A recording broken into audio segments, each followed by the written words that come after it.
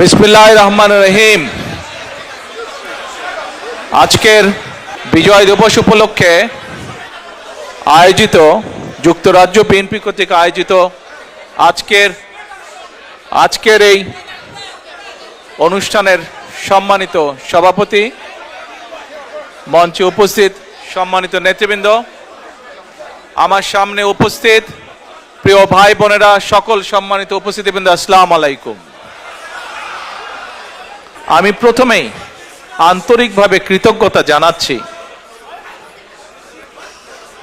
যুক্তরাজ্যের যত প্রবাসী আছেন, ইউরোপের যত প্রবাসী আছেন, সহ পৃথিবীর বিভিন্ন দেশে যারা প্রবাসী আছেন তাদের কাছে কৃতজ্ঞতা জানাচ্ছি।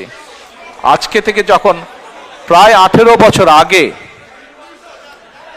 যখন এই দেশে আসতে বাধ্য হয়েছিলাম চিকিৎসার জন্য, তারপর থেকে বিভিন্ন সময় আপনাদের বহু মানুষ, প্রবাসীদের বহু ভাই বোনেরা আমার এবং আমার পরিবারকে বিভিন্ন সময় মানসিকভাবে সাহস জুগিয়েছেন, বিভিন্নভাবে পাশে দাঁড়িয়েছেন। আমি সেজন্যই সকল প্রবাসী ভাই বোনদের কাছে কৃতজ্ঞতা প্রকাশ করছি আমার এবং পরিবারের পক্ষ থেকে।